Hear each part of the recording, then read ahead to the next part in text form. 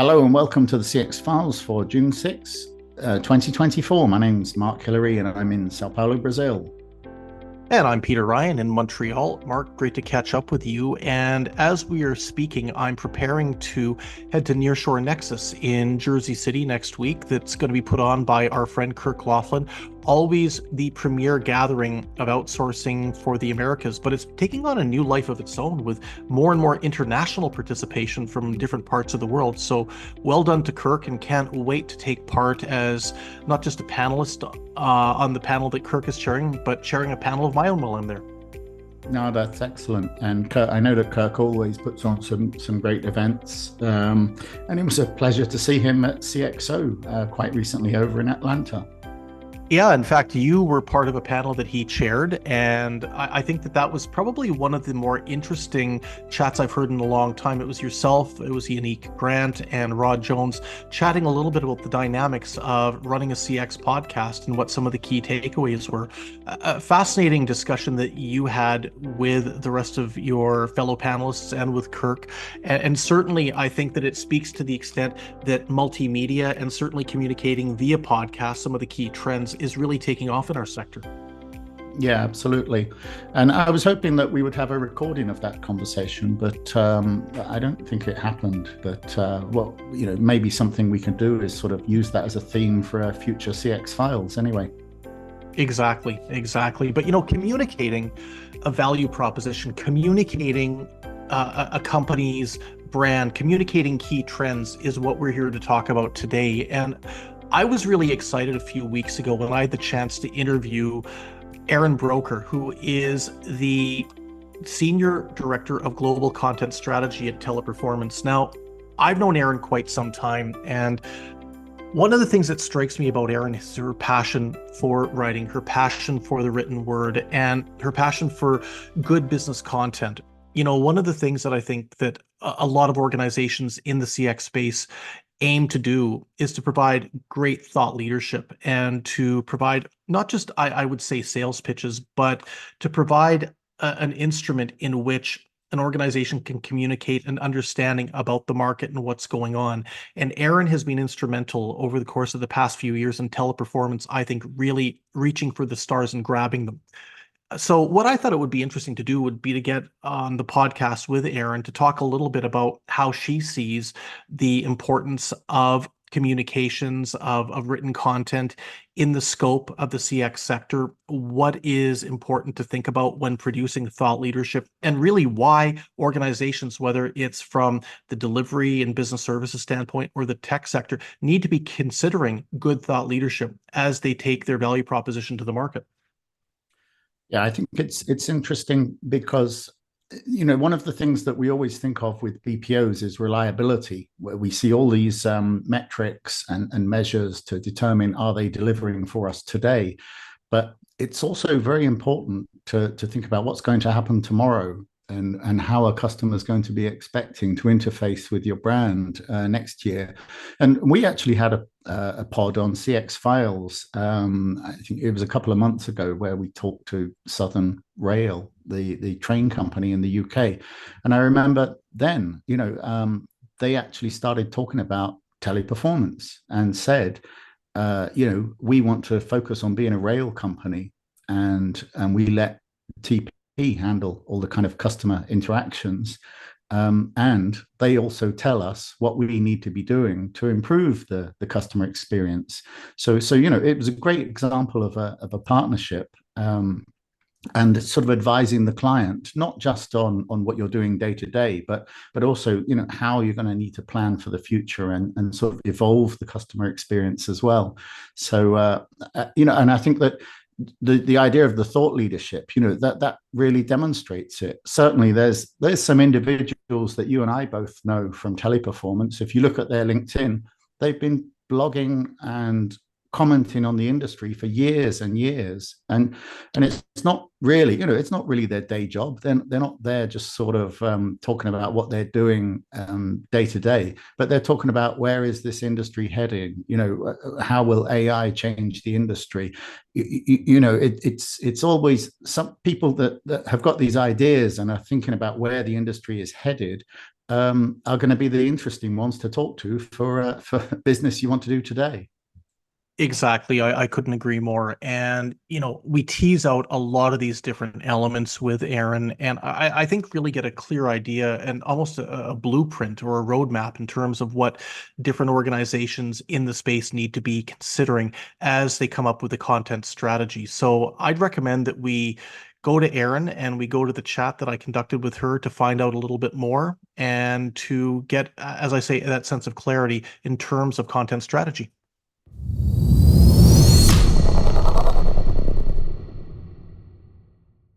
Well, the CX Files this week is going into an aspect of the customer experience management business with slightly more of a marketing and communications bent.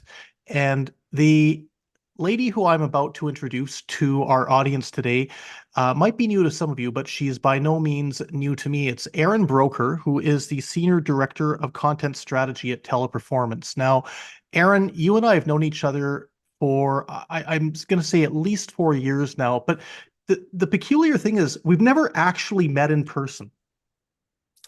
Very true. It's a very virtual world these days.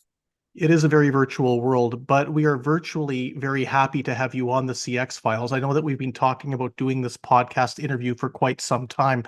Maybe a good point of departure, Erin, would be to talk a little bit about your role at Teleperformance. And if you could just maybe give us a 40,000-foot view of exactly what it is you do, we can maybe dive in a little bit more granular to get a sense of you about content creation, content publication, strategy around content, et cetera, in the CX domain. Sure, no problem. So I oversee content strategy globally for Teleperformance out of our global marketing organization. And I love content strategy of all the different marketing disciplines I've had over the years. To me, it's such a great synergy between really kind of marketing and psychology, which fascinates me because in college, my bachelor's was in marketing, but I had a minor in psychology because it's always been fascinating. So this is kind of the psychology of words, of content, of really connecting with your audience. Yeah. So I love what I do. I oversee all of our content strategy in terms of global company positioning, how we create content, what content we create, how we support all of the different needs within the organization. So I love what I do. So I have that. I have partner marketing, I have product marketing, and a few other things within my scope and my team. But I come from, I think this is probably my 8th or 9th year specializing in content strategy, previously coming from, a background in field marketing, partner marketing, product marketing.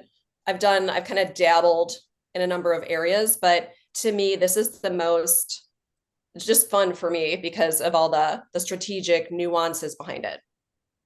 Well, fun is very important, especially in a role like yours. It's the motivator, I always say, that gets you out of bed in the morning and wanting to log on and get into the emails, get into the projects, et cetera. And it sounds like you've got quite a lot going on. Let's dive into a few different questions, Erin, that I think are going to give some insight in terms of where we're at in 2024 and the importance of content strategy. So the first thing I'd like to get a sense from you on is when it comes to content creation for business services or customer experience management, why is this such an important element of what forward-looking outsourcing firms or forward-looking CX services firms should be thinking about? Because I can recall when I first got into the market analysis game, 20 plus years ago, there was not really all that much of a focus around content, around thought leadership. And that's just changed, especially I'd say really over the course of the past 3 to 4 years. What's your take on it? Yeah, very true. I mean, I was brought into the company 4 years ago to create this role. So, and I had this role at other companies, but it was just kind of coming to this industry. So really now, content really is your brand. It's the perception of your brand. You can go to a website, anyone's website, and, read the content there. But if there's no other supporting content, downloadable content, thought leadership content, it really falls flat, and it almost makes their expertise seem superficial. So I feel like it's really important to have that depth to demonstrate truly the scope of what your company does. And, at our company, we do so much, and we're, adding services and solutions all the time that, we have a lot to say and a lot to communicate in terms of what we do, how we do it, how we're kind of, at that leading edge of innovation and always trying new things. So I really feel the content shows the depth of the company. That's really important. The depth is so crucial, and this is something that I've picked up on over the course of the past few years in terms of the clients and what the clients are looking for. They want that depth. They're not just looking for the traditional business services firm of the past where effectively they were being promised your mess for less, as I use my air quotes there. I think now we're at a point where being able to demonstrate depth and demonstrate an understanding about what's going on in the market is so important in terms of what the buyers are looking for and in terms of what's going to almost demarcate an okay provider versus a really good provider. So, as we think about that, as we ponder that, from the perspective of somebody that is managing content creation in business services and customer experience, Erin, what do you think distinguishes the firms that are standing out in terms of what they're communicating, the content they're creating, versus those that perhaps might not necessarily be meeting the mark? Let's see what distinguishes. I mean, it's really a company by company comparison, I would think. You can see, because obviously we monitor our competitors and are kind of, constantly doing kind of benchmarking. And, it's really hit or miss out there in our industry from what we see. Some companies are great and have a ton of content, others have almost nothing. And I really feel that that's a miss. I know it's tough. It's not easy to sit down for someone to sit down and write a white paper, but it's so important to do that and churn out that content. Especially, I feel like people really have little excuse these days with all of the new AI tools. We've actually started implementing some of those just to increase our output and, do more with what we have. So, we're not replacing any of our people with that, but we're giving it to them as a tool to really help them deliver more. So I really feel like there's, in this climate, in this environment, there's really little excuse for having, for not having more content out there. And for us, we've done a ton of thought leadership on more horizontal topics. Now we're able, with this new capacity, to really go and focus more on industry specific content, because that's an area with, the resources we have that's been tough to get to, just to scale to do. But now we can, and we're really amping it up. I mean, even before this year, we were churning out a ton of content. I think we delivered like 17 white papers last year alone. But now we can do even more, and it can be even more personalized and more customized and resonate better with, those industry audiences. Something that you touch on there, well, there's a couple of things. Number one, organizations need to have content. They need to almost have a resource base that clients or prospective clients can draw from, number one. Number two, I'm starting to see a bit of a shift in the marketplace right now amongst the buyers or even amongst just interested parties, where perhaps a few years ago, they might have gone to an academic source or people like me, people in the market analysis game, going directly to our websites looking for information.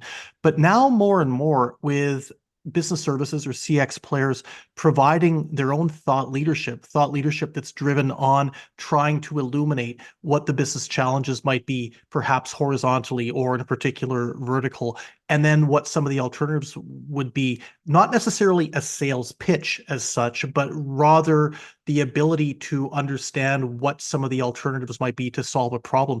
This has been a big change, I think, and a change for the better too, because effectively what it's doing is it's almost making the providers reach a new level, almost raise the game, so to speak. And that touches on something that you and I had chatted a little bit about before I hit the record button. And that's really the fact that with a lot of the content that's out there now, we're seeing a shift away from the sales and marketing and the sales pitchy stuff, more towards being able to inform and educate the prospective or existing client.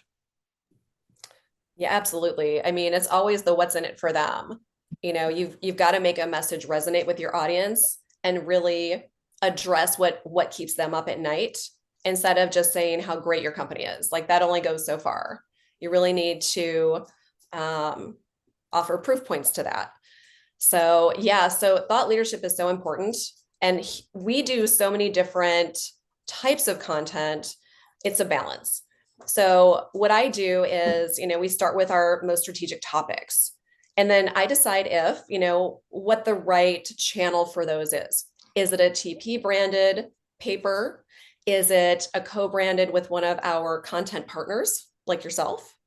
What's the right place for that specific message? We partner with other companies like HBR and MIT. So obviously for tech focused topics, I go to MIT. So it's really a balance of kind of layering these content partnerships with, our own Teleperformance branded thought leadership content. But I love what you described there, just in terms of aligning yourself with well-known brands, well-known, how would we put this, objective brands in the marketplace that can really provide that level of credibility. They'll learn from you, you learn from them. This is a win-win. And, I've never seen that as a bad thing. And I think it's a great model. If we're talking about the consumption of content, this is something that has changed a lot. And I'll again go back to when I just started in the role as a market analyst back in the early 2000s. It was not uncommon for a client to contact my company in business services or CX tech and to say, well, we need a white paper and it's got to be 25 to 30 pages. Today, a 25 to 30 page white paper would be unthinkable. I mean, you just would not do that. From the standpoint as somebody who manages content and manages a strategy around content, Erin, how have you addressed the issue that we've seen with so many different people having much lower attention spans than ever before in terms of being able to pick up a document or to read something online and be able to get the maximum impact in the fewest amount of words? Yeah, so you're right. Not everybody has the attention span to read a whole white paper anymore. So we're very conscious of, trying to keep them shorter. And then I like to create what I call companion pieces. So for example, with in addition to, an 8-page white paper, we'll create like an infographic. So people can get a little taste of what's in the full paper before they commit to reading the whole thing. So, that's, I think, helps our audience. It also helps us from a promotional perspective where, if someone consumes the infographic, they're really interested in what they are reading and want to learn more, we can drive them to that white paper and get them to download it. So you're right. You've got to give things in kind of, different, you need different size options, not one size fits all.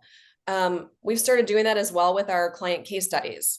So we've had longer ones that are kind of an ebook or a white paper, but now we're also creating a 1-page version, just so people can choose, how much detail they want to go into, how much information they feel like consuming on that one topic. It's funny because I remember there was a former prime minister here in Canada called Jean Chrétien, and he was famous when he was a cabinet minister and as prime minister to say to his staff, forget the briefing books. I don't want those big, thick dossiers brought to my desk. He'd always say, give it to me in 1 page with a few bullet points, and that's it. That's all I want in terms of being able to consume it. And I think that as we have become more wedded to our smartphones or to social networks, this has been something that almost like an after effect that nobody anticipated would happen.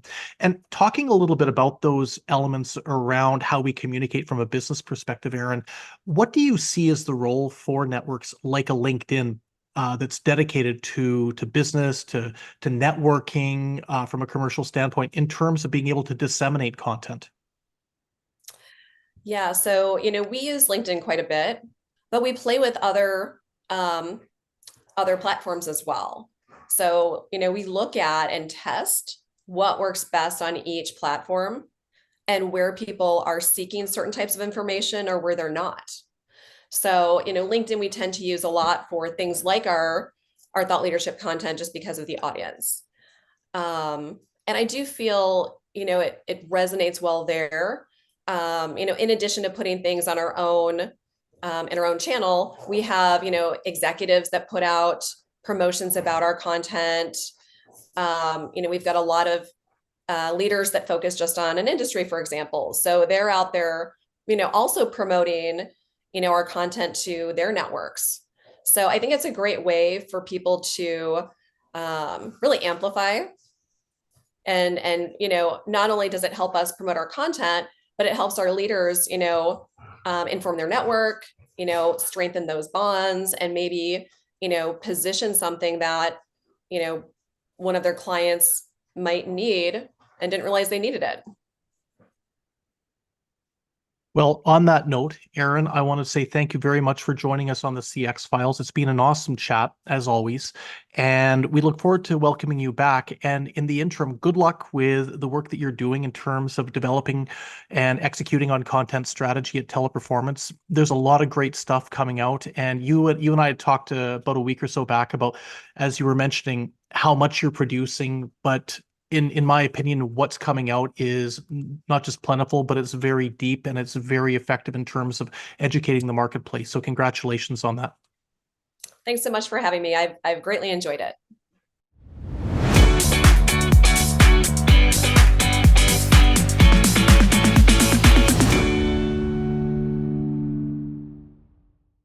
Thanks for listening to the CX Files podcast.